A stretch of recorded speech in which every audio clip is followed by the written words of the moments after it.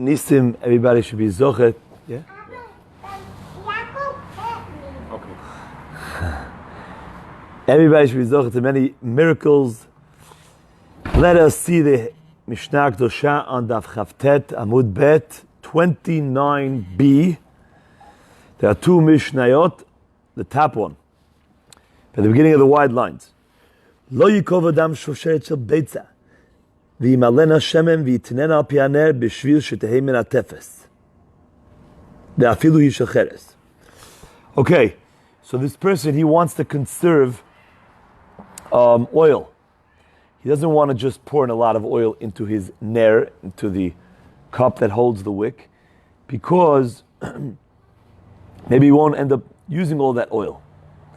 So what did he do? He placed an eggshell with this tiny little hole in the bottom of the eggshell, like a half an eggshell, right? In the bottom there was this tiny little hole which dripped out oil periodically. Every few minutes, another little drip. So it was very exact. And after Shabbat, or after whatever it was,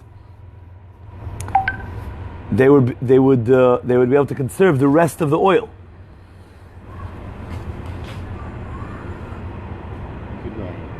Yeah. So he placed this half a shell inside the ner, and he lets it drip right into the area where the wick is sitting in. So that way, he's able to basically monitor and control the amount of oil that goes into the ner. So you can't do that. Let's read it again. Lo yikov adam shoferet shel beitza. A man may not. Yikov means to make a hole. Okay. V'imalena shemen, and fill it up with oil. V'tinena al pi ner, place it on the top of the ner. B'shvil shetehei min atefes, so that it should drip. Ve'afilu hi shel cheres, even if what he uses is not an eggshell, even if what he uses is cheres, earthenware. Now, what's the reason why he can't do that? The reason is because he might draw some oil away. Normally, we're not worried a person's just going to draw oil away from the ner, because he sees it's the ner Shabbat that's extinguishing. You may not extinguish on Shabbat. But here, they're two different pieces. So he might not realize that this piece really belongs to this piece, and you're really drawing away oil from the fire. So therefore, if he takes a little bit of oil away from the eggshell, he is extinguishing, but he may not realize that. And therefore, since we have a gzeirah that he may not realize that, we don't allow him to add the oil to the fire through this manner. And even if it's cheres, what do you mean even if it's cheres? What's cheres different than an eggshell? Cheres is earthenware, clay. People wouldn't want to use oil that was sitting inside clay because it was kind of dirty, Rashi says. It was mius. Still, you're worried that he might take away some oil from the cheres because he doesn't realize that the cheres is the oil of the ner, since it's two separate kelim. And therefore, he can't even do it if it's cheres, where there's less of a chance that he'll draw some of the oil out, since it's usually dirty. Still, they made the gzera. The Rabbi Yehuda matir. Rabbi Yehuda says, no problem. Okay? No gzera. But if the yotzer, which is the man who fashions things together, like the a professional who fashions things together, if he attached the cheres, or the eggshell, I don't know if the eggshell or the cheres, to the ner, to the candelabra, initially, and now they become one piece, even though they're two separate receptacles, but since they're attached and they're one, therefore the person doesn't view it as like, oh, I'm just taking away from some oil out of this cup. No, I view it as the cup of the ner. I view it as one. And therefore, just like in a regular cup, in a regular ner, we're not worried that the person's going to draw away any oil. So too, if you made it one, we're not worried that he's going to draw away any oil. B'pnei shehu kli echad, because it's one keli. One keli, we're never worried about this. Lo yimalei adam karash Hashem v'yitenena b'tzad haner. A person may not fill up a plate of oil and place that plate on the side of the ner, of the candelabra that has the wick, and the wick would exit through a little hole on the bottom, v'yitein rosh haptila, and put that little end, bitucha, into the plate that's next to it. B'shvil shetehei sho'avet, so that it can draw oil. Why not? The exact same reason. Because since the plate is not part of the ner, it's a separate plate, therefore we're worried that the balabait will draw some oil away from the plate, thereby extinguishing the fire that already lies there, the potential fire that will be coming, will be kindled, and therefore he's extinguishing. Rabbi Yehuda never had a problem in any of these three cases. So now, Rabotai, basically the Mishnah is talking about an eggshell, an earthenware clay cup that's placed inside the ner, or an eggshell, or a plate on the side. The point is the same, that the Tanakama says it's a problem, and Rabbi Yehuda says it's not. And the problem would be that we're worried that he's going to draw some oil away, since he doesn't view it as one and the same as the ner itself. Rabbi Yehuda says we're not worried. So why do we need three cases? It says the Gemara Utzricha, we need three cases. If we only speak about the eggshell, because since it's not repugnant, he might draw some oil out of the eggshell. But since the cheres is dirty and repugnant, repulsive, maybe the Chachamim will admit to Rabbi Yehuda that we don't have to worry, that the person will never draw away any oil from that cheres. So therefore, the Mishnah had to tell you, no, they're still worried. The Chachamim are still worried. And even if you taught me the case of the cheres, maybe I would say, oh, if you only taught me the case of cheres, I would say, oh, that's where Rabbi Yehuda says there's no issue. But in the case of an eggshell, if you wouldn't have taught it, I would have thought that Rabbi Yehuda agrees to the Rabbanan. That's why I had to teach the case of the eggshell, to say that Rabbi Yehuda says it's still mutar, even though it's fine and clean oil. He's still not worried that a person is going to view it as a separate thing and take. And even if I teach both these cases, I would say, in these cases, Rabbi Yehuda said it because there's no separation. Basically, where'd you put the eggshell and where'd you place the clay, the earthenware, inside the ner? So yes, it is two separate things, but there's no real separation. So that's why Rabbi Yehuda says mutar. But what would I think Rabbi Yehuda would say? Would I be so sure that Rabbi Yehuda would still say mutar in the case of the plate? The plate is separate. So maybe the Rabbi Yehuda says, oh, I understand you. I get exactly what you're saying. Here, the man doesn't view it as one and the same. And he doesn't understand that when he draws oil from the plate, he's drawing oil away from the fire, and he's extinguishing. So maybe the Rabbi Yehuda would say, Aval kara de mifstika, the kara that's separate, maybe he would admit to the Rabbanan that it would be asur. That's why I have to teach you the third case, that even there, Rabbi Yehuda says, mutar, no problem. And if I only taught the last case, I would say, be'ahi ka'amri Rabbanan. That's where the Rabbanan say what they said, because it's so separate. Aval bahani tati, but the other two cases, ema modu li Rabbi Yehuda, maybe they admit to Rabbi Yehuda that it's one and the same, since you place the eggshell and the cheres inside the ner.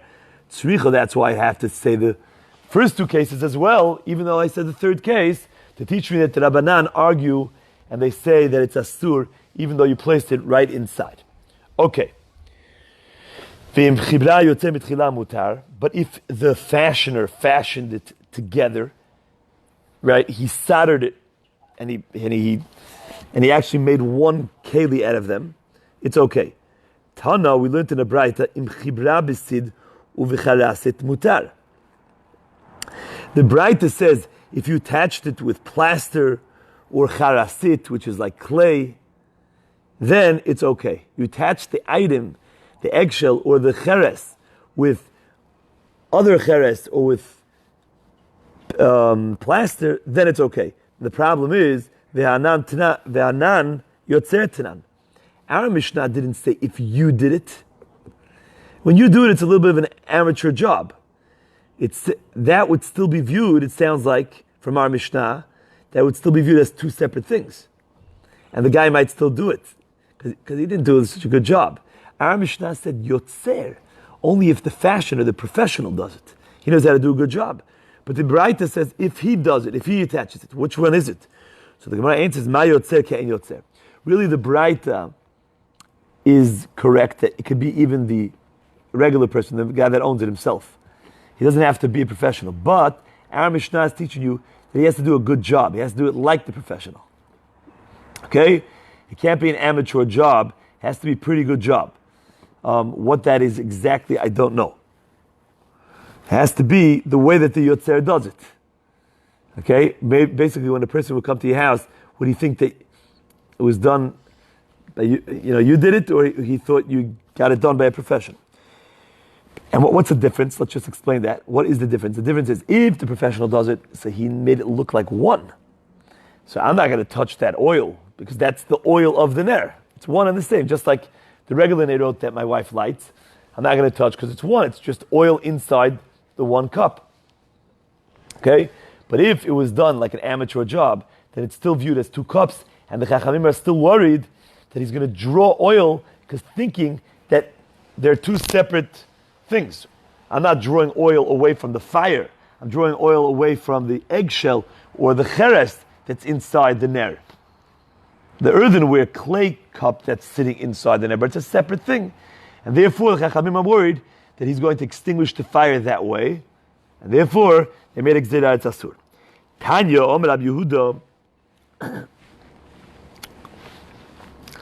Pam achat, shiftenu ba'aliyat bet nitzeh belud.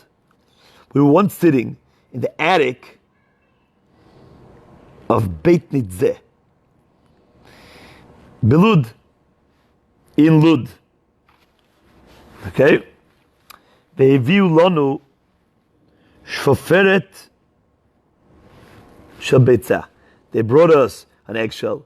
Umalanu Hashem, and we filled it with oil. Unakavnuha, and we pierced it, like the word in the beginning of the Mishnah, lo yikov, do not pierce. V'inachnuha al pi haner, and we placed it on top of the ner. The ner is the cup holding the wick, the candelabra. V'haya sham Rabbi Tarfon uzkenim. Rabbi Tarfon and the zkenim were sitting there. This is on Erev Shabbat. V'lo amru lanu davar. They didn't say anything. Hey, stop that, because you're going to now, people, you won't realize and draw away the oil. They didn't say anything. Now, so Rabbi Yehuda, okay, you go take it. I'll continue. You go take it. So, v'lo amru lanu davar. Amru lo. So it looks like this is Rabbi Yehuda's proof. Rabbi Yehuda was matir in the Mishnah. In every case, he said, no problem, no problem. Now Rabbi Yehuda brought a proof. I saw this myself by the Rabbi Tarfon and the Zkenim. They didn't have any issue. Amru lo misham raya shani beit nitzeh. There's reason hen. Beit nitzeh is different because there's reason. Some say zariz hen. They have alacrity or they're very careful. So there was no gzera for this place. But normally, the Chachamim are saying, you can't bring a proof. That place was extra special. They were scrupulous individuals there, and therefore they didn't make any gzera. However, for the rest of the world, there is a gzera. Can't bring a proof in there. Okay. Ovin sipero agora safsala bi litzo de shisha le'elam Rabbi Yitzchak ben Elazar. Ovin from Tzipor, he dragged a bench in Bi'ilita de Shisha on the floor, on the marble floor, le'ela mi Rabbi Yitzchak ben Elazar, in front of Rabbi Yitzchak ben Elazar. Now, I will remind you from a few days ago, we said there's a very famous machloket in Shabbat, maybe the most famous machloket, between Rabbi Yehuda and Rabbi Shimon. Rabbi Yehuda says, davar she'eno mitchaven, mutar. Asur. Rabbi Yehuda says that something that on Shabbat, and it's really a general question in the whole Torah, that you do without intention. I don't want that result. That's not my intention. Even though it resulted in an Averah, mutar. I keep saying mutar. Asur. Rabbi Yehuda says asur. It's prohibited. Because whatever, too bad, even though you didn't intend it, Rabbi Yehuda says, davar she'eno mitchaven, if the result in the Averah is asur. Rabbi Shimon says, if you did not intend for that result, your intention is to do something else. Even if it resulted in an isur on Shabbat, it's mutar. So the classic case where they argue, as we go, the Gemara is going to actually quote it soon, is to drag a bench or a chair or a bed across an area, and it's not inevitable. But what resulted was that you made a kind of you made a little ditch, a little a furrow, a line in the ground. Now, had you had that in mind, if you would have had kavanah, there would have been isur, an isur of choresh, of plowing. But you didn't. You were just trying to get the chair from one side of the field to the other.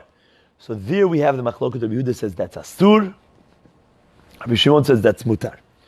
So what happened over here was they dragged it across a marble floor.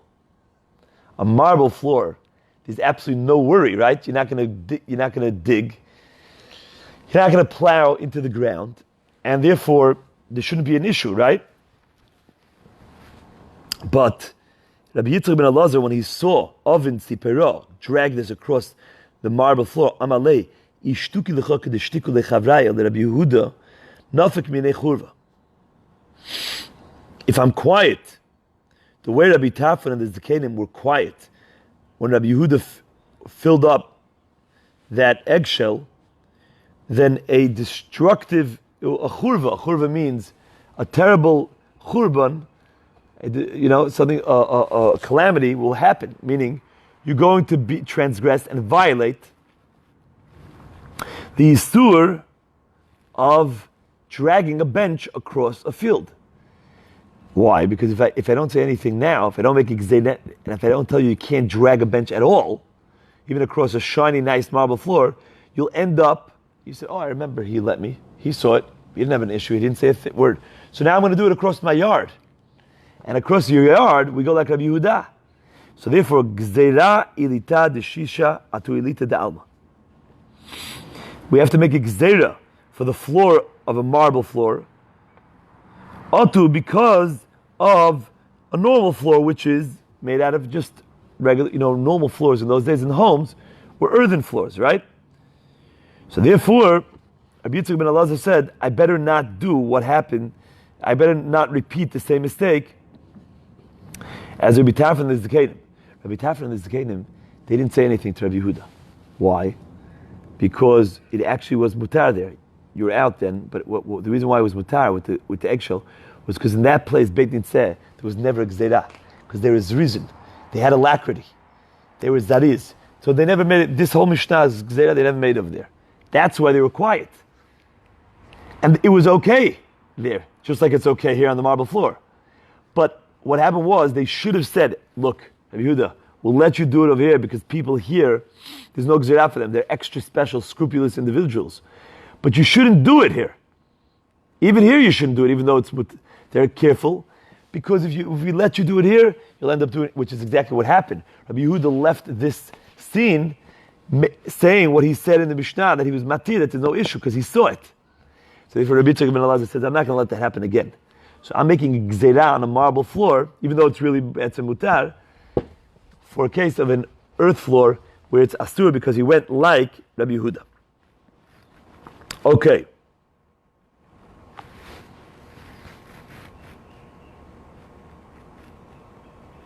Reish Knishta de Batra, the head of the Beit HaKnesset, the one that was in charge of the children and the learning of the Beit HaKnesset of Batra. Batra is Baghdad over there in Iraq, Basra, one of those cities in Iraq.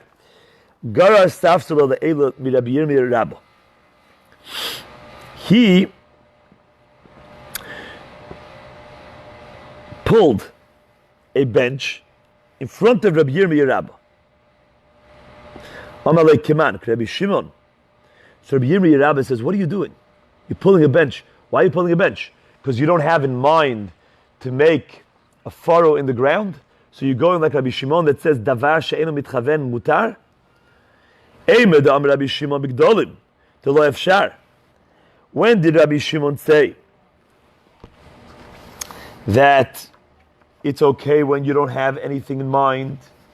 That's only bigdolim. Why the lo efshar? Because it's not possible to carry it in any way. It's too heavy to carry it. So I have to drag it on the ground.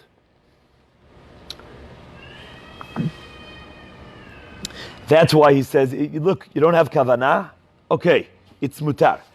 Avol biktanim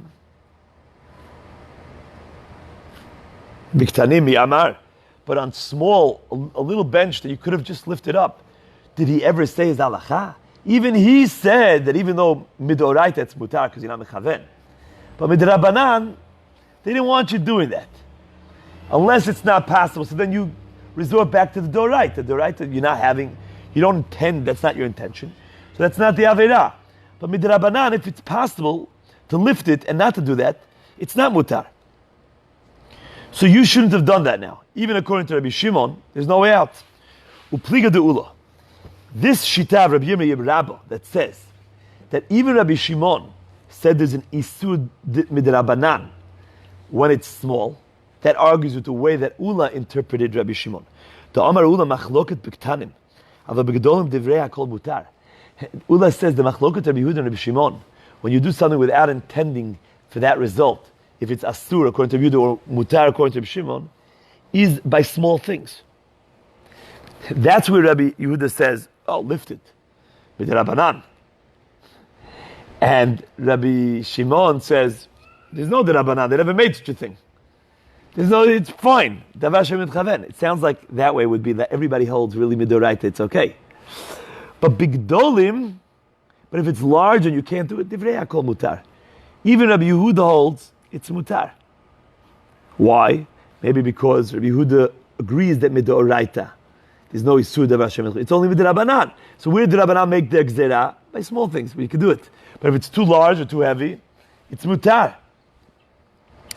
So, according to Ula, this story, when he took the bench, which was a small thing, he could have lifted it, it would be mutar according to Rabbi Shimon. Because there is no gzera midrabanan at all. Even Rabbi Yehuda agrees when it's large. So a small thing would be okay according to Rabbi Shimon. So when he did it, as long as he's going with Rabbi Shimon, he's fine. So Mativ Rabbi Yosef asked a question from the following Braita. Okay? Listen to the way that Rabbi Shimon is actually brought down. Rabbi Shimon Omer Gorer Adam Ita Kisei V'Stafsal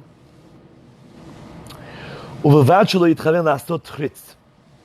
A person can drag a bed, a chair, or a bench as long as he doesn't intend to make a chritz, a chritz is like a little line in the ground.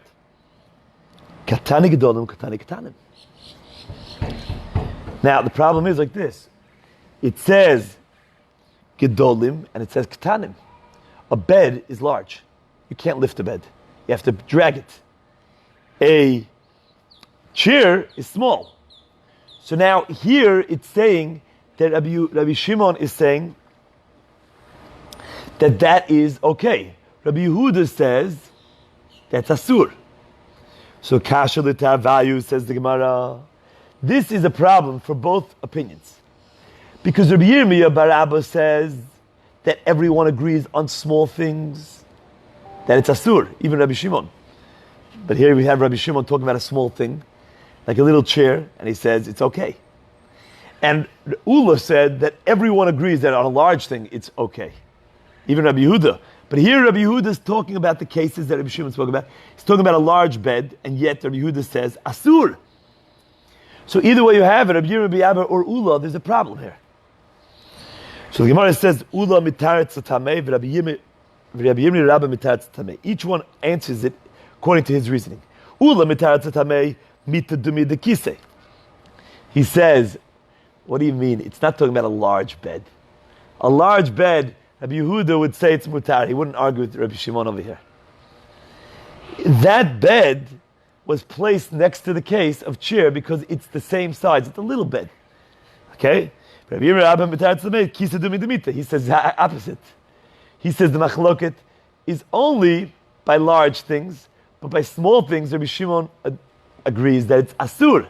So he says, since the machloket is only by large things, therefore the kisei, which was placed next to the case of mita, was large like the mita. Instead of saying the mita was small like the chair was large like the bed.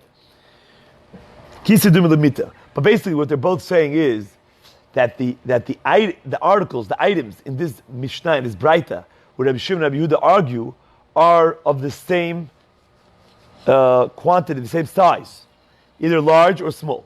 Mativ Rabba. Rabba asked a question. There's a Mishnah that says, Kilayim.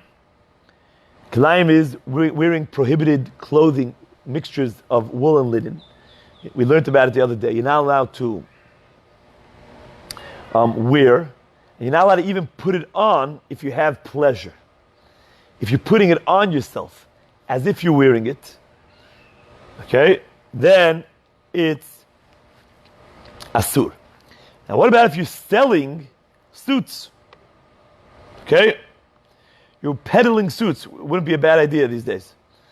Okay, everything's closed. So a guy comes down your block with 10 suits from Macy's. Okay? Mochrek sut, mochrin kedakan. Uvevad, shelo yitchaven b'chama mipnei hachama. Uvegeshamim mipnei hageshamim. It's like this. The Mishnah says, you're allowed to sell them normally, and then you would wear many suits on top of each other. That's the way they did it. They had them, or either they didn't wear them, but they put them on top of themselves. So they were getting, so he says, as long as you don't have intention when you're selling them, in the sunny days in the sun, to have a nice covering from the sun. Okay, now what is he selling over here? He is selling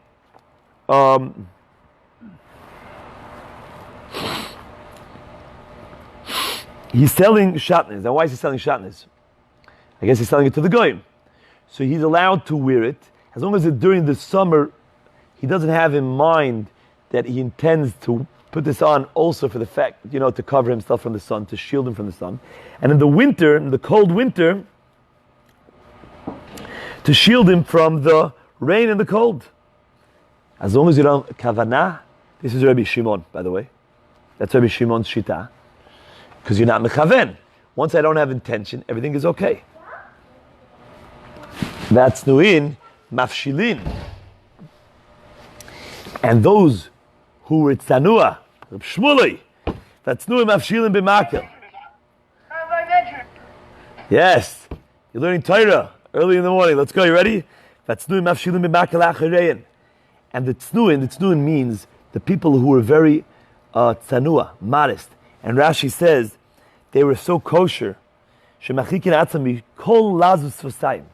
They didn't want anybody to ever say anything about them. Meaning, if a guy might think I'm doing something wrong, I'm already not doing it, even if it's 100% okay.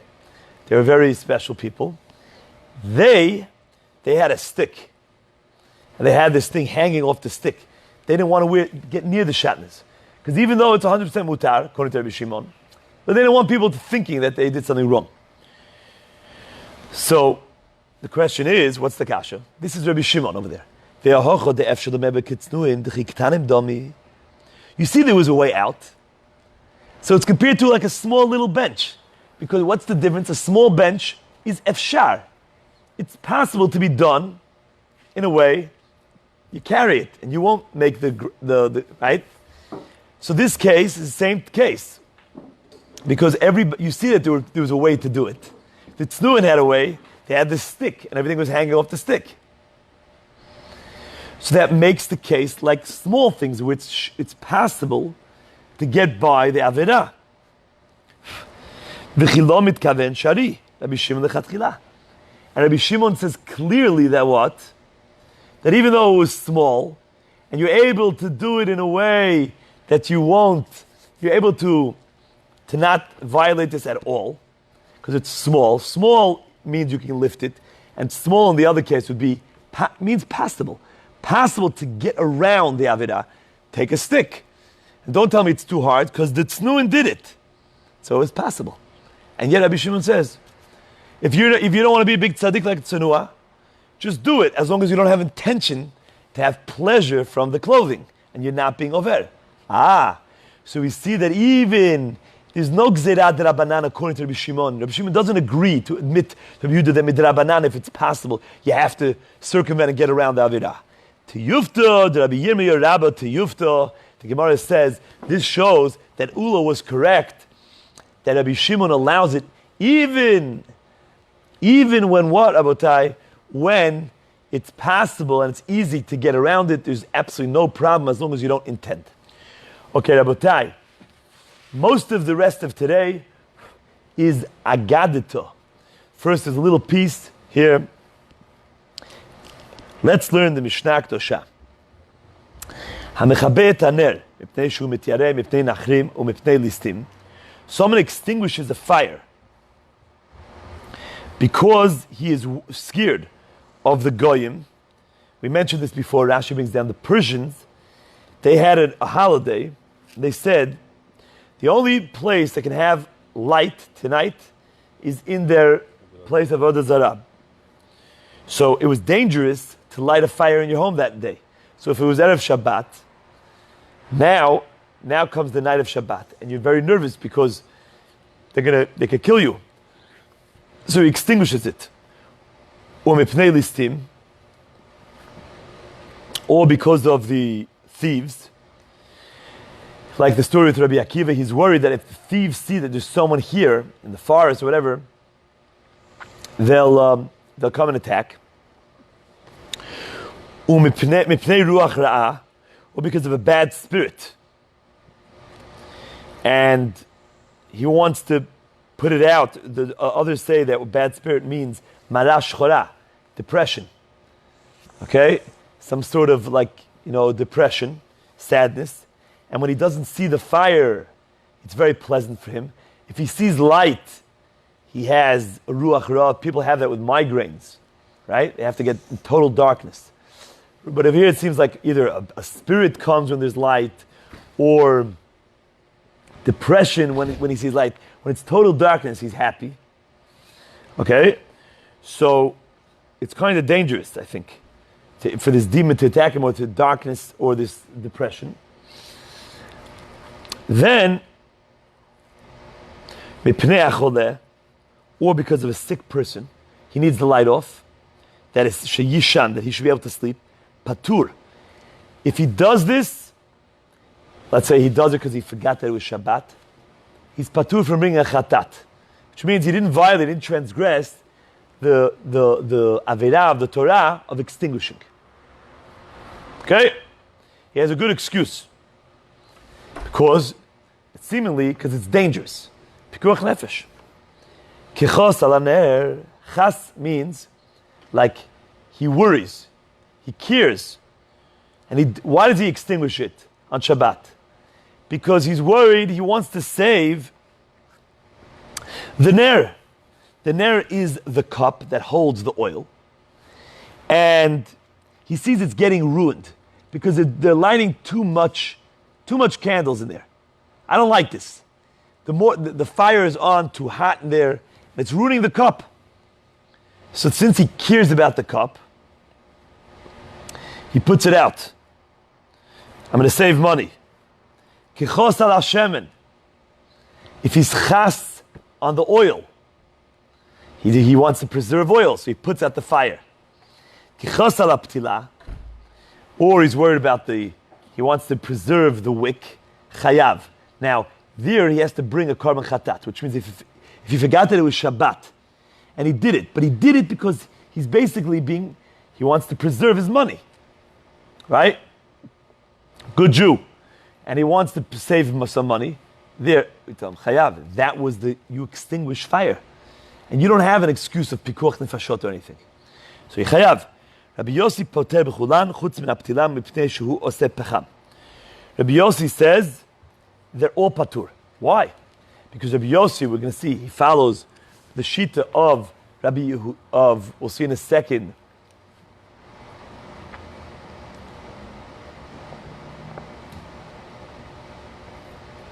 because Rabbi Yossi says that since, you know why it's patur b'chulam?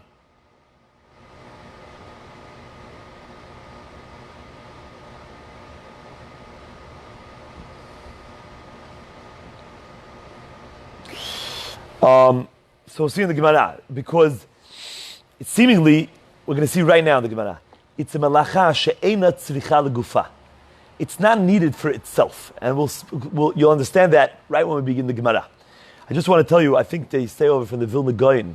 I didn't see it when I was preparing this time. So I heard it many years ago. I think my father, Olav Hashem, told it to me. But they say, why does it say kichas? Kichas alane, kichasa. Chas. Kichas, what's ki? Like? So he says, because you think that you're saving money, right? What are you doing? You're putting out the fire. I want to save my cup. I want to save my oil. I want to save my wick. So I'm preserving money. Now, you think you saved your money. At the end, I did. So we tell you, oh, no, but you have to bring a korban chatat, right? Okay, fine. I'll bring a korban chatat, and it's terrible what I did because I forgot it was Shabbat, but I was caring about my money, and I did save money. Yeah? Says the Vilna, no, kichas, you think it was like you saved money, but you didn't. You know why? Because a person's money is set for him from Rosh Hashanah to Rosh Hashanah. Nobody can take away one drop, whatever you're supposed to have. So you say, what do you mean? But I have to do my ishtadlut, right? If something's getting ruined, obviously you preserve it. It's not true, because over here you weren't allowed to, because it was Shabbat. You made a mistake, you forgot, right? You have to bring a korban chatat, according to the Tanna Kama. So therefore, you ended up preserving money that wasn't supposed to be yours. So you saved a buck or two. Let's say you saved $5 because you saved your cup. I saved $5. I'm very frugal, very responsible. Not true. You weren't supposed to save those $5, right? Because it was Shabbat, right? So you're supposed to lose them. If you're supposed to lose them, you're going to lose them. No, I saved them. Yeah, but you'll lose them somewhere else. Because whatever was set for you on Rosh Hashanah, that's all you're getting. And since you weren't supposed to put this out, that wasn't your ishtadlut, because it was Shabbat, it was an Averah actually. Therefore, you're not going to gain those $5. So you lose them somewhere else. So you think you're saving, you're chos, but it's kichos. It's like you're saving, but you didn't really save yourself any money. Remember that. Okay. It's a beautiful pshat, no? Okay. Like that pshat? Okay, says the Gemara. Mi dikatoni sefer chayiv. What time is it, Rabbatai? 8:15. 8:16. Ready to roll, Rabbatai. Okay.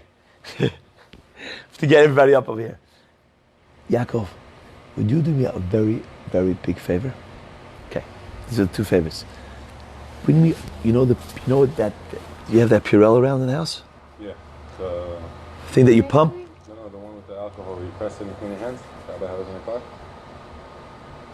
Yeah, wait. So if you could bring that out, and a cup and a bottle of water. Those three things, a cup, plastic cup, bottle of water, and the Purell.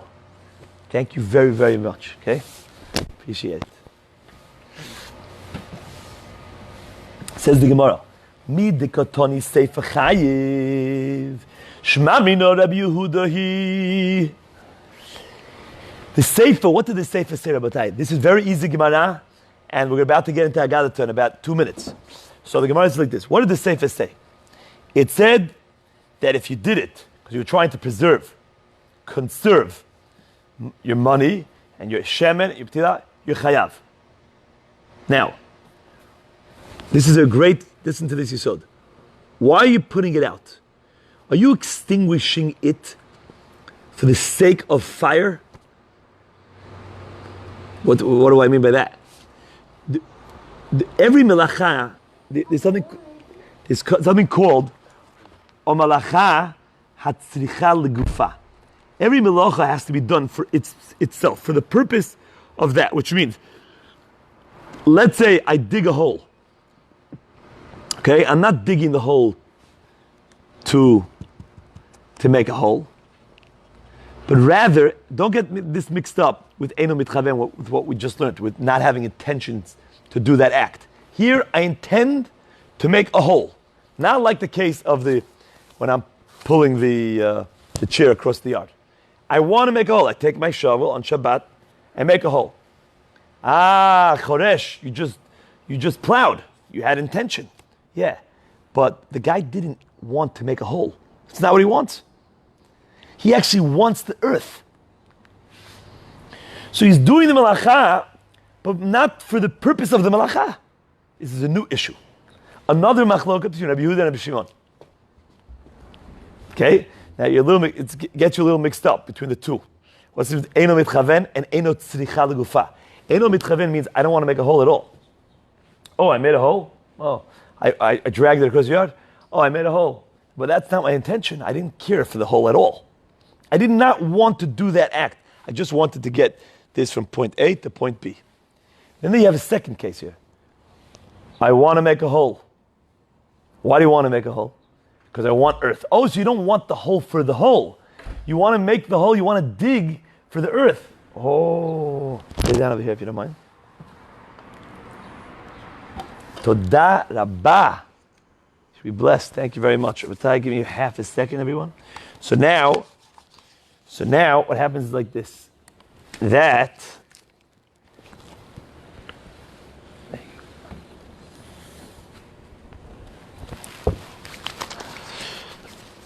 So now what we have is, okay, so now we have like this. When you extinguish something, what are you extinguishing for? Is it milacha? Extinguishing. You can't extinguish things. It has to be for the purpose of that thing. So that thing can one day have a better light.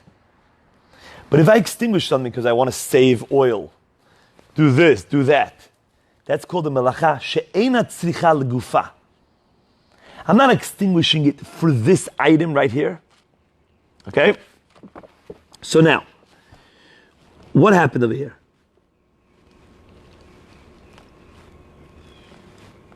I don't want to burn out this wick. I don't want to ruin the cup. Okay?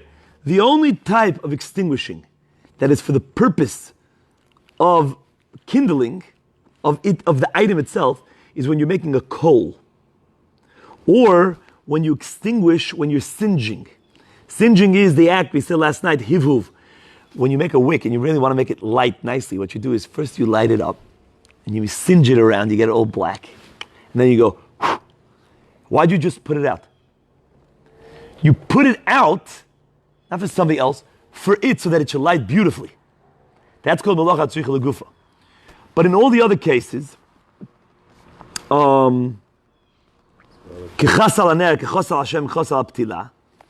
einat tzricha legufa. That's not for the purpose of lighting that thing. It's just conserving the item, some other item. Okay? Therefore, it says chayav. So who's that? Shema min Rabbi Yehuda. That must be Rabbi Yehuda's opinion. Okay, so now we know the Mishnah is Rabbi Yehuda, because Rabbi Yehuda is the one that says chayav on a malacha she'ena tzricha legufa. So the Gemara says reisha b'mayaskina.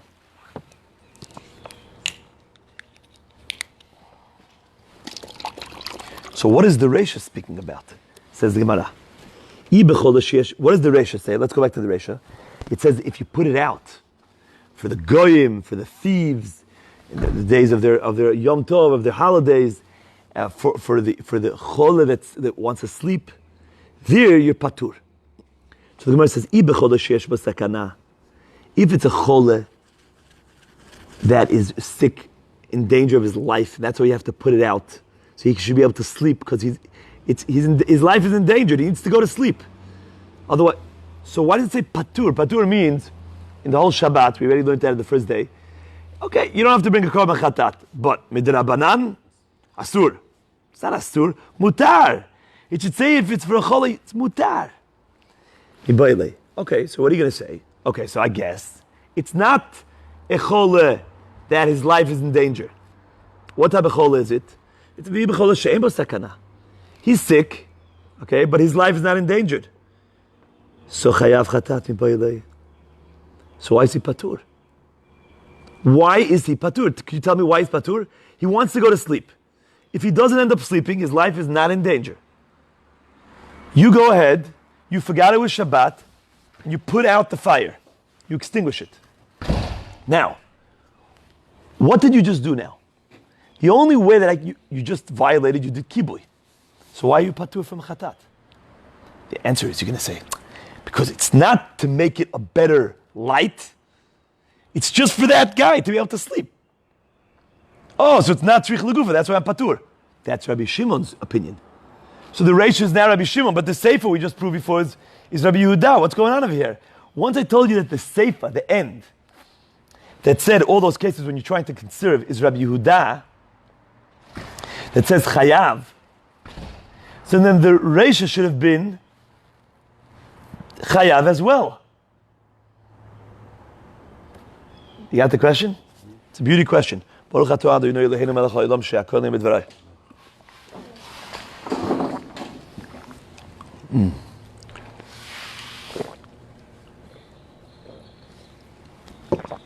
L'chaim.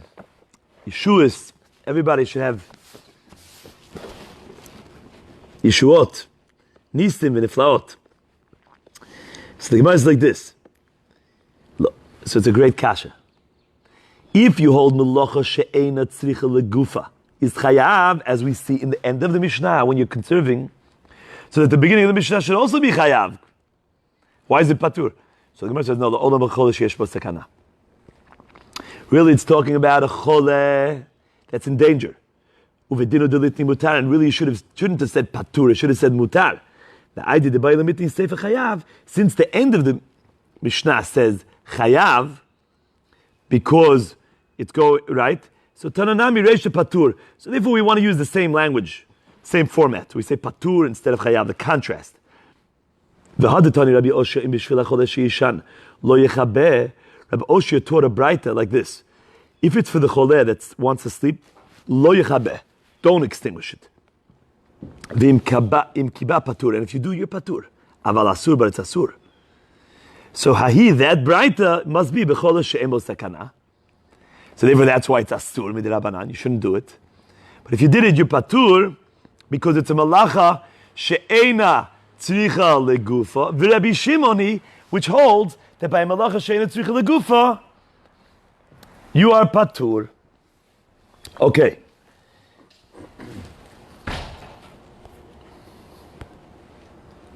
Says the Gemara now. By the way, do we have, is Michael still on over there? Here, Rabbi. Okay. Can you tell me what the articles translate for the next line? Shol she'elu zu le'elu mirab tanchel demin noi. So Rashi says there that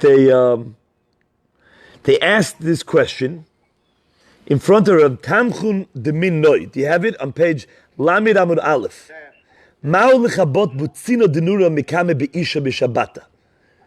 So do you see how they translate butzina denura? Yeah. How?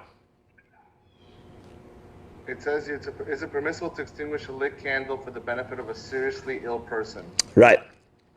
It's a little bit of an interesting question. That's what I thought the question was. So butzina denura means a lit candle. Mikami in front of be'isha, Rashi says, is a sick person. b'Shabbata. Are you allowed to extinguish it? Now, it's a very interesting question, right? Pikuach nefesh. We know, everybody knows it's mutar. So I don't really know exactly why he asked it. But in order to answer it, Rabbatai, many times they wanted to be doresh to expound many things in front. It was in front of ladies and children to bring out a lot of musar. So they brought out the musar through a lot. So till he gets the answer, it takes a long time. The answer is going to be, of course, you're allowed to, but we're going to go through a lot of Agadata now. And he said as follows. Rabbi, just one quick funny thing. I just find it funny. Yeah. Is that when it said Shaul Sheila Zole Eila, right? So Rashi says, "Sreifim oimdim mimal." Yeah, very good. Yeah, tell me to say. I was going to speak it out. You speak it out. Say it. It says that Rashi says that the guy asked the question from afar from Rabbi Talmud out of reverence to him, but he had to be 6 feet apart, you know? Because he was scared of him. Right. He had to be far away. It says that the malachim stand mimal lo. Mimal means, the interesting lashon the Gemara used, le'ela, far away, because they were scared. So he says from that pasuk, that's what he means. He was scared of him, so he stood far away. So like I was saying, yeah, we'll see a lot of things that Hashem is talking to Klal Yisrael over here. So he wants to know. So Patach v'Amar, he opened up, and he started. Now that's the way that whenever they answered, many times when they answered, they would start with Agadah. Okay? And he said like this, Ant Shlomo, you Shlomo HaMelech, An Chachmatach, An Suchletanutach. Where is your wisdom? Where is your discernment? He's asking a question to Shlomo HaMelech. He has a big problem with what Shlomo said. Lo dayach shedvarecha sotin divei David avicha. Is it not enough that your words contradict your father's words? Not only that, elo shedvarecha sotin zeh zeh. Your words contradict yourself. Your own words contradict each other. David Avicha, first of all, Amar, Lo Ametim Yahaluka. In Tehillim, we said in Hallel, that the dead cannot praise Hashem. They're not worth anything. Ve'atamit, but you said in Kohelet, Shlomo, V'shabech at ani et hametim shekvar meitu min hachayim. I praise the dead who have already died more than the living ones. Your father didn't say so. Your father said they can't praise Hashem. What are they worth? And not only that, you contradict yourself. V'chazat ve'amart, and then you went back and you said, Ki lekelev chayu tov min ha'ayeh hamet. Because the live dog is better than the dead lion. This is a famous story to Rav Shach. After the Chazon Ish passed, the world was like so depressed. It was like the greatest gadol. It was like the world, like the Brisker Rav said, that the proper eulogy for the Chazon Ish was that yesterday was a world with the Chazon Ish, today is a world without it. It's a different world. The whole world is a different place. And there was such a void and darkness, sadness. So there was someone who came to a Beit Midrash like an hour later, and they saw a man sitting there just learning Gemara with a beautiful, sweet voice. And it was a Talmid Chacham went over to this person. He saw it was Rav Shach. He said, "How could you learn? How do you have that strength?" He told him, "Ki lekelev chayu tov min hayeh hamet." He told him this pasuk. He said, "Okay, we have no Chazon Ish. So the Chazon Ish was like a great lion, and we're like a dog. But we're alive. So we have something over the Chazon Ish now. We have something." Yeah. Sorry, go ahead and finish what you're saying. So he said, you could say, "Oh, I'm very small, I'm nothing. What am I compared to that?" The great tzaddikim from the Baal Shem Tov, the Vilna Gaon, Rabbi Nachman, all these tzaddikim, we're nothing. Yeah, but one thing you have. You might be a kelev, but you're a kelev chai. So that's what the Shlomo Melech said. So get to work. Go back to Gemara. Go learn Torah. So Shlomo Melech is saying that the live dog is better than the dead aryeh. So it sounds like over here he's scorning, not scorning, but he's giving very little value to the great lion who already died. Okay? So the Gemara says, Rabbi, I don't see how that, even though like I'm sure it's gonna give you all the points, I don't see how it contradicts. Yeah, because David's talking about, yes, we know that the dead cannot praise Hashem. And then he's talking about, Shmuel says, and I praise the dead who have already died. Has nothing to do. No, but the end of that pasuk says, do you see the end of that pasuk? Yeah. I don't have it on the side of my Gemara. Do you have the psukim? Read it.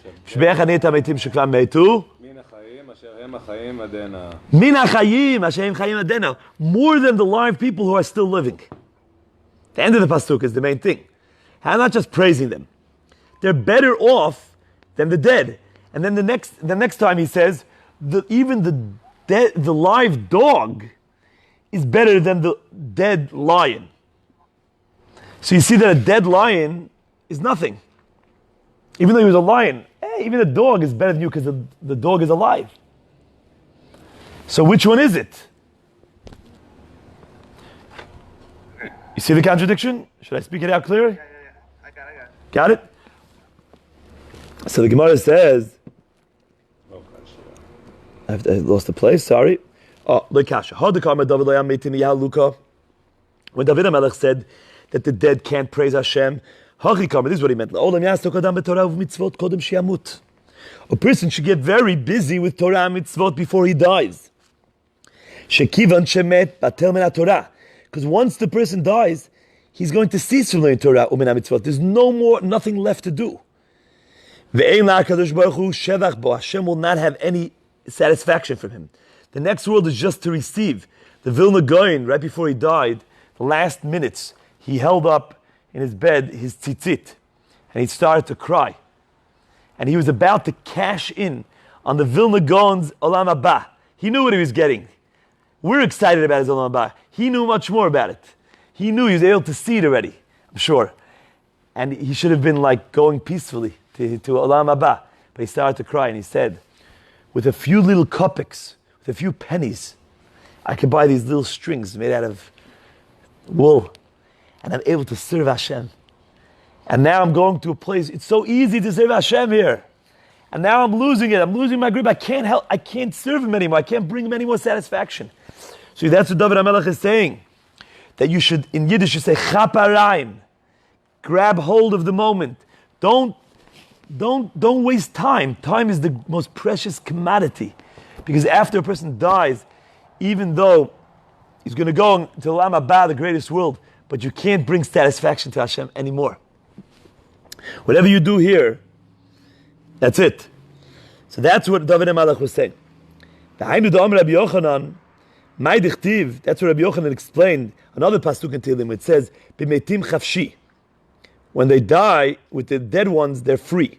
Kiven shemet adam na'aseh chafshi min haTorah min hamitzvot. He becomes free from the obligations of Torah and mitzvot, and he can't do them anymore. But when Shlomo said, "I praise the dead," he was talking about He was talking about a different aspect. The aspect of that when Klal Yisrael sinned in the Midbar, Amad Moshe lefnei HaKadosh Baruch Hu ve'amar, Kama tefilot v'tachanunim lefanav v'lo ne'eneh. Moshe Rabbeinu, which was the greatest tzaddik ever, he begged Hashem, and he wasn't answered by the Egel. Ucheshe'amar, and then when he said, Zechor la'Avraham li'Yitzchak li'Yisrael avadecha. Remember the forefathers, Avraham, Yitzchak, Yisrael, your servants. Miyad ne'eneh. Immediately, he was answered. V'loyaf, okay? So that's what he meant. He meant the aspect that after they die, HaKadosh Baruch Hu,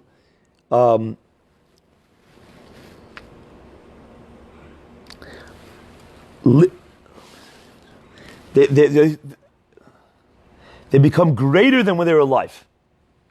HaKadosh Baruch Hu looks at their merits in some way greater when they die than when they're alive. Moshe Rabbeinu might have been greater than them. But Avram, Yitzhak, and Yisrael, they were viewed right now, since they weren't amongst the living, in a greater way. Oh, Avram, Yitzhak, and Yisrael? Okay, then I'm going to save the Jews. Moshe Rabbeinu, you're alive now. You're not as great as Avraham, Yitzhak, and Yaakov that are dead. Their zchuyot are greater. And what the reason for that is, I'm not 100% sure. I can say perhaps a pshat, but the pshat is that after a person dies, he still lives on. Like it says, especially tzaddikim, sofod, right? Bekever, tovot bekever. And we say, Yisrael, Am Yisrael, what do you say, Am Yisrael chai? Why? Because Yisrael lo met. That's what the Gemara says. Yaakov Avinu lo met. Why? That's what we're called Bnei Yisrael. We're not Bnei Yisrael. My father's name was Rabbi Yosef Meir, alav shalom. But I'm Bnei Yisrael. We're all the children of Yisrael. Of Yisrael is Yaakov. Why? Because we're only here because of him. And because of his influence. And because of his brought the Shvatim. So therefore, everything that happens now, their bank account keeps getting greater and greater.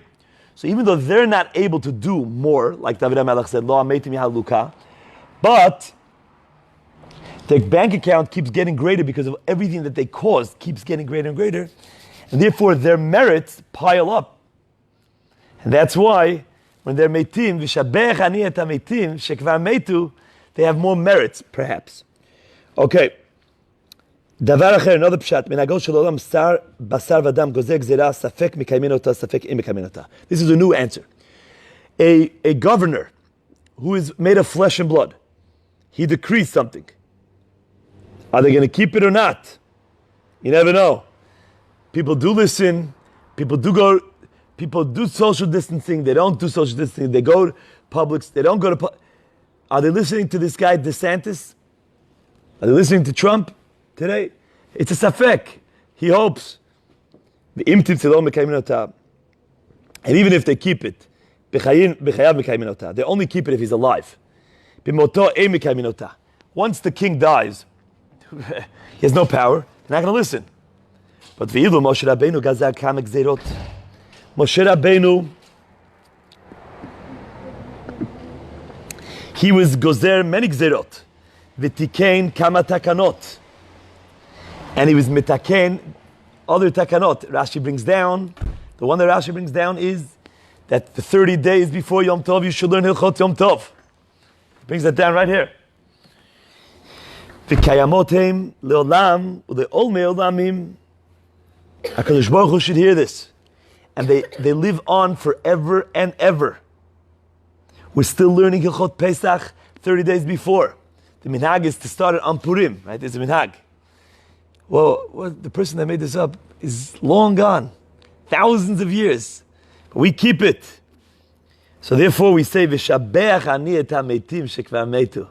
He's praising the tzaddikim that made gzerot, that what their gozer is still kept even more than the living governors today that make gzerot. Didn't he say beautifully that he praises the dead? And that, Rabbatai, is not just a praise to the great Chachamim that made these Gzerot, but it's a praise to Klal Yisrael. And let Hashem hear that. This Daf Gemara today being said by everybody. We're learning Hilchot Pesach. We're listening to all the Gzerot. Even Gzerot that weren't made by Hashem, but the Chachamim, they bring us to keep the Torah in a better fashion. We're so careful with them. Let that be a great zchut for Klal Yisrael. Davar acher, v'shabech ani et ha-meitim. Another third pshat, k'd Rav Yehuda Amar Rav. Rav Yehuda Amar Rav. Mai dechtiv, asei mi ot l'tova v'yiru sonai v'yevoshu. David HaMelech asked, please give me a good sign, and let my enemies see, and let they become ashamed. What did he mean? Amar David l'fnei HaKadosh Baruch Hu, Ribono shel olam, machol li al oto avon. Please forgive me for that sin with Bathsheba. By the way, the sin with Bathsheba wasn't a sin. The Gemara says so explicitly. The only sin that came out was that since people didn't understand that it wasn't a sin, so it was a sin of Chilul Hashem. But it was 100% perfectly done by but this is what he was begging his whole life. David HaMelech begged Hashem and cried that he should forgive him for the Chilul Hashem that was brought about through the sin of Bathsheba. Amalo, machulach. Okay, I forgive you. Amalo aseimi ot b'chayai. Show me a sign in my life so that I was forgiven. Amalo b'chayecha eini modia. No, I'm not going to show it to you in your life because I think that perhaps the pshat is the humiliation that you will endure through people scorning you still, not knowing that I was mochel you. That itself is part of the kapara. So I can't do that now. But in the days one day it will come to an end. You won't have to endure any more embarrassment. In the days of your son Shlomo, when you'll already be in Olam Haba, at that time, I'll show everyone. It will be over. No more. And Rabbatai, and that's why we have to be careful today. I've heard people that are still scorning Chas v'Shalom David HaMelech. HaKadosh Baruch Hu already showed a sign in the tapes of Shlomo. What happened? Listen to the story. That was the greatest day ever. The whole Klal Yisrael came to see Shlomo praying. He wanted to bring in the Aron into the Kodesh HaKadashim. The gates of the Kodesh HaKadashim, they got stuck together. They didn't budge. Amar Shlomo, 24 nanot. He said 24 different tefillot. You see the psukim there in Melachim. V'lo ne'eneh. Wasn't answered. Patach ve'amar. So then he said, Se'u she'arim lashechem. You gates, lift up your heads. V'hinas'u pitrei olam. And lift up. Lashechem. V'hinas'u pitrei olam. What does that mean? Lift up the entrances of the world. V'yavo melech hakavod. And let the king, the honorable king, come. The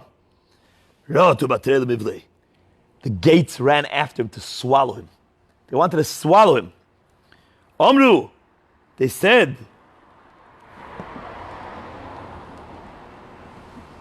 that's the next pasuk. They asked Melech, who do you mean? They thought that he meant himself. And he's calling himself the honorable king, the king of honor. Let me come in. So he said, Amalu Hashem Izus v'gibor. Hashem, the mighty and the strong one. I didn't mean myself. Let him enter the Aron. Chazar v'amar. Then he said again, Se'u she'arim l'shechem, u'su'u pitrei olam. They still didn't enter. V'yavo melech hakavod. Mi'uz the melech hakavod. Hashem tzvakot hu melech hakavod tzela. V'lo ne'eneh. The most beautiful things he's begging. Lift up, please. Hashem wants to enter his abode. This is the purpose of the world. You're closing. You're not letting Hashem in. They weren't answered. So the whole Klal Yisrael is watching there. HaKadosh Baruch Hu's own honor. They're not doing anything. Now everybody who's in charge of the gates, HaKadosh Baruch Hu. So he's saying, for my honor? No. Kivan she'omar, then he said, Hashem Elokim, al tashev pnei mishichecha. Don't turn back the face of your anointed. Zachra, remember, lechaste David avdecha, the kindnesses of David, my father, your servant. How many kindnesses he did with you. Miyad, at that moment, everything opened. For David HaMelech, be'ota sha'a nefchu pnei kol so'eni David, kishule kedera. At that moment, the faces of all the enemies of David, the family of Shaul and Shimi, Rashi says, which were always making fun and saying, look, David HaMelech was a Rasha with Bathsheba, their faces turned black, like the bottom of a pot. And everybody saw that HaKadosh Baruch Hu was Mochel. That's how we got the Aron, b'chsuch David HaMelech. Didn't Shlomo HaMelech say a beautiful thing when he said, I praised those who have already died? He meant his father. More than the Chayim. And that's what it says. Bayom Hashmini shalach et ha'am. On the 8th day, he sent the nation home. Vayevaruchu et HaMelech, and they blessed the king. Vayelchu le'ohalayim, they went back to their tents. Smechim, happy, v'tov lev, and gladdened, rejoicing with glad hearts. Al kol ha'tovah she'aseh Hashem l'David avdo, for all the goodness that Hashem did for David avdo, u'liYisrael amo, and to Yisrael his nation. So the Gemara now expounds on each one of these things. They went back to their tents. They found their wives tahor, and they were able to live with their wives. They were so glad in that they they had from the radiance of Hashem by the Beit HaMikdash. V'tovei leiv, they were glad, their hearts were gladdened. Shenit abru nishotein shel kol echad ve'achad ve'alta zachar. Everyone in Klal Yisrael's wife conceived, and they had a zachar. Al kol hatovah, for all the good, asher asa Hashem leDavid avdo, shemachalo al oto avon. That he forgave him for that. Everybody was so happy for that. Uli Yisrael amo, and to his nation Yisrael, de'achiluhu avon di Yom HaKippurim. That HaKadosh Baruch Hu forgave them for the sin of eating on Yom Kippur. Because Shlomo HaMelech made a party for 14 days, and one of those days passed through Yom Kippur, and they ate and drank. And Hashem was mochel them. Because we see that eating and drinking with simcha is even greater than fasting on Yom Kippur, when it's sanctioned, when you're allowed. So we see how important it is, Rabbatai, to be b'simcha here. Right? Yesterday, the Chedush Yerim says like Yom Kippur because it's Yud Nisan. It's like Yud Tishrei. And it's called Shabbat HaGadol and Shabbat Shuvah, the two greatest Shabbatot of the year. And he says there's a Mechila on Shabbat HaGadol like Yom Kippur, the Yud Nisan, Yud Tishrei. But here we see that there's something even greater than Yud Tishrei. What is that? Rejoicing with Hashem. So don't forget, no depression today. No atzvut. You saw what Rabbi Biederman wrote about atzvut, right? He said, the Gemara says 83 sicknesses come because of atzvut. The Talmidim of the Baal Shem Tov said that there's no way for anything, affliction to come to a person unless he first loses his bitachon. And he gets sad. Now that there's sadness, then it could come. And that's why a person has to pray very much in these days for him to be besimcha, he should keep his bitachon. Once a person has bitachon emunah, he stays happy. He stays with Hashem. Hashem is with him. And therefore, nothing can affect him. And you see how great it is. It's even greater than Yom Kippur. And when Shlomo HaMelech said that the live dog is better than the dead lion, you know what he meant? Hodieni Hashem kitzat umidat yamai mahi eda mechadal ani. Tell me about my future, all the things that will happen to me, David HaMelech asked, and how long I'll live, and what day I will die. Amar David lifnei HaKadosh Baruch Hu, Ribbono Shel Olam, hodieni Hashem kitzai. Tell me about all the future things that will happen to me. Amalo,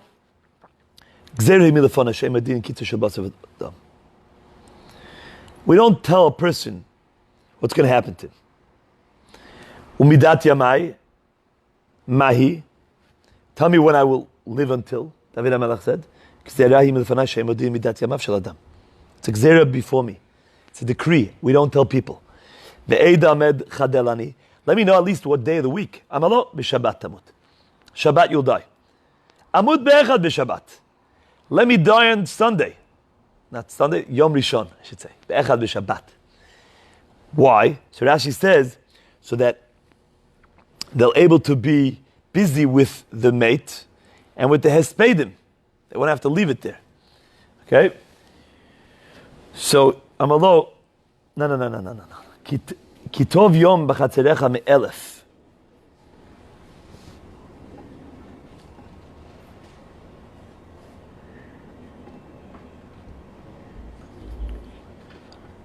You already told me, okay, in Tehillim, that one of your days in your courtyard of learning Torah is greater than elef from 1,000 korbanot that Shlomo HaMelech, Kadosh Baruch Hu says, that 1,000 korbanot that Shlomo HaMelech is going to in the future bring in the Beit HaMikdash. 1,000 korbanot. You know, one korban, the korbanot are the hold up the whole world. But one day of Torah learning is greater than 1,000 korbanot. Tov li yom echad she'ata yoshev v'osek b'Torah me'elef olot she'atid Shlomo bincha le'akriv l'fanei Agav ha'mizbech. So therefore, I skipped something. I skipped a lot. That's the problem here. That's why it didn't make sense to me. So what happens like this? He said, the reason why I can't let you die on Sunday is because that Sunday is already your son's turn. His kingdom has to start from that day already. One kingship cannot touch the other kingship, even by a hair's breadth. You cannot encroach on your son's kingdom, even a tiny drop, 1 hour, 1 minute. It's already his time. I already decided. 1 second. So he said, okay, Amud Be'erev Shabbat. Fine, let me die a day early. Now, so that they can be busy with the Met and the Spedim. So he told him, no, Amalo, I don't want you going 1 day early. You want 1 day early. You don't know what 1 day is. 1 day of your life of Torah is greater than 1,000 korbanot. So now the Gemara says the end of the story was like this.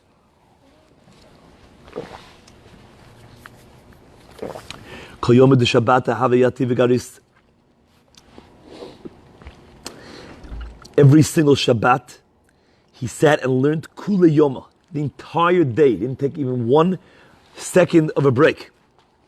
And why did he do that? Because the Gemara in Sotah says that the Torah Maginam Umatzla, the Torah protects, and the Satan, the Malach HaMavet, is not able to penetrate the wall, the barrier of Torah. So David HaMelech knew, I'm going to learn Torah every second, and he's not going to be able to get me. On the day that he was supposed to die, Kam Malach HaMavet Kamei. The Malach HaMavet stood before him, and he wasn't able to penetrate because he was learning every second. They'll have a pasak pume migirsa, this famous expression people use from this Gemara. There's a few Gemarot like this, that his mouth didn't cease from girsa, from talking Torah. Omar, my evidle, what should I do? I have a mission. I have to take his neshama today. There was a nice garden, orchard behind the home, the palace of David HaMelech. Atam Malach HaMavet, the Malach HaMavet went, Salik, he went up, ubachish bi'iloni, and he shook the tree branches to make a very scary sound, Rashi says, like a wondrous, like a shocking sound, like shh. Novak lemechzi. So David HaMelech went out to see what this noise is. But as he went out, Rabbatai, he's still thinking Torah. Havesolik b'darga, he went up on a step, ifrid darga, bitute, and the step like slipped underneath him. Ishtik, for that split second, he stopped saying Torah. V'noch nafshe. I remember when I was a little boy, and then he passed away. I remember when I was a little boy, Rabbi Mordechai Schwab, one of the great tzaddikim, the tzaddik of Monsey, they used to call him the Chavetz Chaim of Monsey. He used to walk from his home to the yeshiva, and we used to always get a bracha, and while he walked, we used to see him going like this the whole time. Now, it was like Pasak Pum Megirsa. Shalach Shlomo lebei midrasha. Shlomo Melech heard the news and he sent the Beit Midrash. Abba met umutal bechama. He had a question. My father is met, and he's sitting, lying in the sun. It's Shabbat. A met is muktzeh. And the sun is shining on him. He could decompose. Uklavim shel beit abba re'evim. The dogs of my father's home, the dogs are hungry. Mo e'eseh. Okay? What should I do? I have 2 questions. What do I do with my father? What do I do with the dogs? Shol chulei. They said, Chatoch nevelav ha'anach lefnei haklavim. Take a carcass of an animal that's already, right? Cut off a piece. It's not muktzah. Give it to the dogs. It's dog food. V'avicha. But your father, he's muktzah. You can't move. The only way you can move him, hanach alav kikar tinok v'tiltalo. Place, this is a special heter we'll learn about later, Bezrat Hashem, all the way at the end, the masechet. I think it might be almost the last page of the masechet, but we'll talk about it many times. They made a special heter of muktzah, so that for kavod abriot, but you have to put a child on the dead person or a loaf of bread, and then you can carry him v'tiltalo. For lo yofa Amar Shlomo said, didn't Shlomo HaMelech say beautifully, Ki la kelev chayu tov min aryeh hamet. My father was the aryeh, the great lion, David HaMelech, Yehuda, the lion. But now that he's met, he's muktzah. But for the Kelev Chai, there we can touch the muktzah, no problem. So that's what he meant. Well, the Inyan She'ela de She'ila Kadamechon. And concerning the question that you asked, Ner, what did he ask originally? Can we extinguish a lit candle in front of a sick person? So he said, Ner kruyo ner, nishmato shel adam kruyo ner. A ner is called a ner, obviously. A regular light, a lamp that's holding a fire. But the ner, the neshama of a man is also called a ner. Who's ner? Nishmat Adam is ner Hashem Nishmat Adam. That's the lamp of Hashem. Is the neshama of an Adam. It's not just a regular lamp. It's the lamp of Hashem. Mutav techaber ner shel basar v'adam mipnei nero shel HaKadosh Baruch Hu. So it's better to extinguish the lamp of a flesh and blood than the ner of Hashem. Which means, if you don't extinguish the lamp on Shabbat, the regular lamp, then the person might die. That's the ner of Hashem. So who should take precedence? The ner of Hashem. Now Rashi says this is not where we learn out. The halacha of pikuach nefesh takes precedence over Shabbat. We learn it out from v'chai bahem, that you should live through hamitzot v'lo sheyamud bahem. There's a few different sources. Rashi brings that one down. And Gemara and Yuma brings down a few sources. But he wanted to draw people's hearts, Rashi says, because they came to listen to this drasha. Women and Amei Haaretz. And therefore the darshanim had to draw their hearts, Rashi says. And therefore this is the way he answered it. With all this musar and beautiful things. So, what time is it now? I think I should go. We'll make this up tomorrow, B'ezrat Hashem, because it's easy. Okay?